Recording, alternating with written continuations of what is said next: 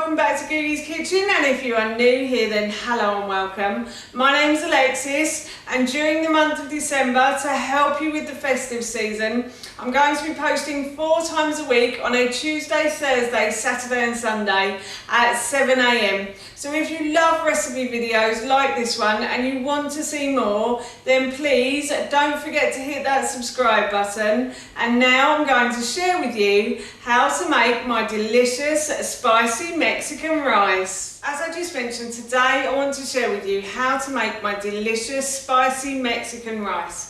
Now this recipe is really easy to do, and this makes a brilliant Saturday night dinner. It also makes a really quick midweek meal as well. You could also have this in the summer as well. So if it's a really warm day, you could cook this in the morning and store it in the fridge and just have it as a cold salad in the evening. But I thought, as Christmas is nearly upon us, and we're probably wondering what we're going to do with all that leftover turkey, this would be a great way to use it up. So I'll show you that in the video. We're going to be having this for our dinner this evening, and of course while I was cooking it I thought I'd share the recipe with you. So here is how to make my delicious spicy Mexican rice. The first thing I've done is I have washed my rice through the colander, and I'm going to put the rice into my saucepan. I'm only cooking this for 2 people and a little one, so if you wanted to cook this for more people, obviously you would use a bigger saucepan and more rice. I think I've used about 160 for 2 people and a little one. So, and now what I'm going to do is I am going to add my stock to this.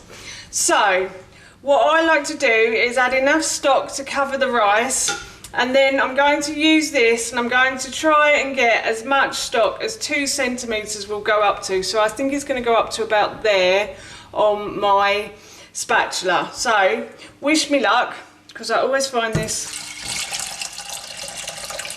So that's enough stock to cover the rice. So the spatula has to hit the top of the rice, and then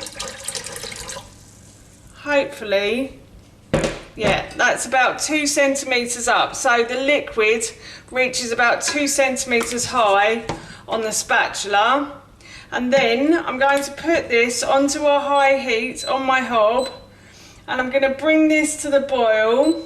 And I'm going to turn it down completely, and I'm going to leave it to simmer. While the rice is cooking, I've put a large saucepan onto my other hob, and I'm going to put this onto a high heat, and I'm just going to add a little bit of oil to the base of the pan, like so, and then I'm just going to spread the oil across the base of the pan. I'm going to use a plastic brush to do that. So I'm just going to spread it until it's until it evenly covers the base of the pan, like so. And then I'm going to leave this pan to heat up now. So my pan got very hot, and I've added my spring onions to the base of the pan, and these have started to soften now. So what I'm going to do is I'm going to add some some yellow pepper to this. So I have sliced the top from a yellow pepper, and I removed the core and the stalk, and then I just sliced and diced the flesh into like 1/2 centimetre pieces. And now I'm going to add these to the base of the pan, like so. I'm going to fry these now until these start to soften like the spring onions have. This will probably take a little while for this to start to soften, and I can see my pan is getting a bit hot, so I'm just going to turn the heat down a little bit, and I'm going to add a little bit of water to the base of the pan,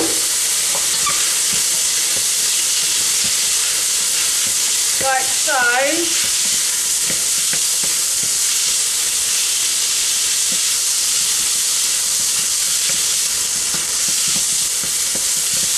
I'm just going to continue to fry these now. And while I've been frying my spring onions and my yellow peppers, my pan with the rice and the stock in have just started to come to the boil, so I'm going to turn the heat down on those, and I'm going to turn it down to a medium to low heat. My yellow peppers have started to soften as well, so now I'm going to add in some courgette to this. So I'm going to add in 1 courgette that I have peeled and grated.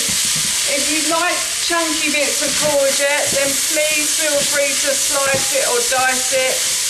My son isn't the biggest fan of courgette, so I'm always trying to find new ways to get vegetables into him, especially courgette, because they're really good for you. So yeah, that's why I grate it. It just makes my life easier, and it means he's also getting vegetables in his diet as well. So, but if you want to slice and dice it, then please do.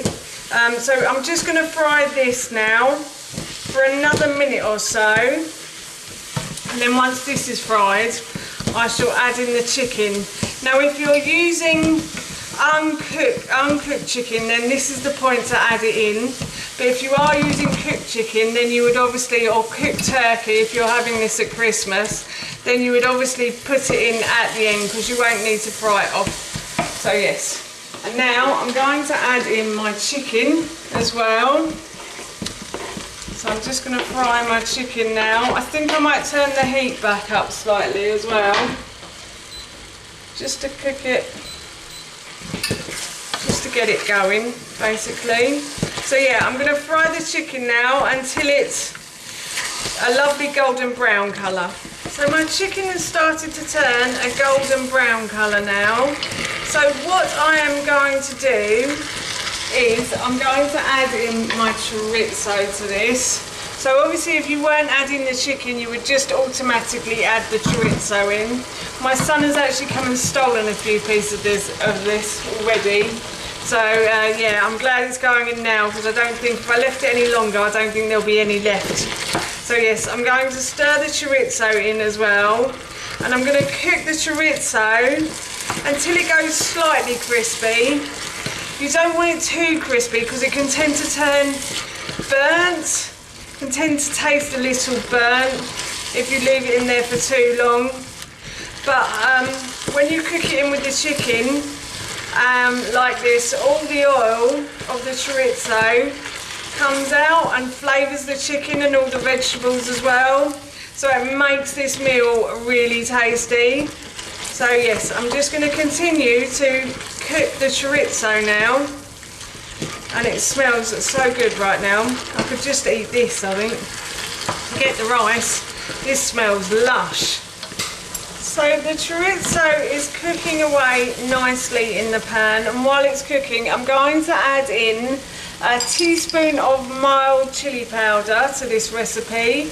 You can use medium or you can use hot as well if you want to.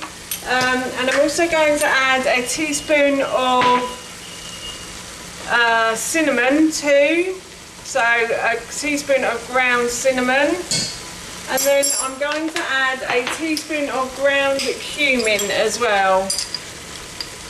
Again, you can change these spices if you like. These are the ones we really like. I love these sorts of combinations. And I'm also going to add some oregano, or oregano if you're in that part of the world. So yes, I'm going to stir all of these ingredients together. Now the chorizo is cooked, it's warmed through, and the oil from the chorizo has sunk into or absorbed into the other vegetables in the pan, which is really nice. And now this smells yummy with all these spices in. I'm still waiting for my rice to cook, so while that's cooking, I'm going to turn the heat off on this, and I'm going to put a lid on, and I'm just going to leave this on the hob while I wait for the rice to cook. Now, finally the rice has cooked, as you can see here, and what I'm going to do is I'm going to add the rice to my chicken and chorizo mixture that I fried up earlier. I did have to help the rice along a little bit, so I turned the heat back up and I started stirring it. and that seems to cook it quicker. Sometimes when you leave it on low, it does tend to take a really long time to cook, especially if you're using brown rice as well. So I'm just going to mix all of these ingredients together now until everything is well mixed in, like so. I think that's perfect. And then what I'm going to do is I'm going to just add a handful of spinach to that as well. And you can also add chopped coriander if you want to.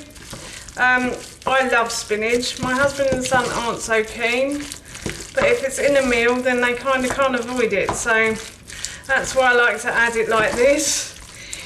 Got to be cruel to be kind sometimes, people. Cruel to be kind. So yes, that is our dinner done. That's how you make my delicious spicy Mexican rice, and that recipe I will link in the description box below. As I mentioned earlier, I'm off to have this for my dinner now, and it smells so good. As I always say, I can't wait to eat it. So for now, that's it from me. Thank you so much for watching. Please feel free to give me a big thumbs up if you enjoyed this video, and please feel free to leave any comments below. And please don't forget to hit that subscribe button. See you all soon. Bye.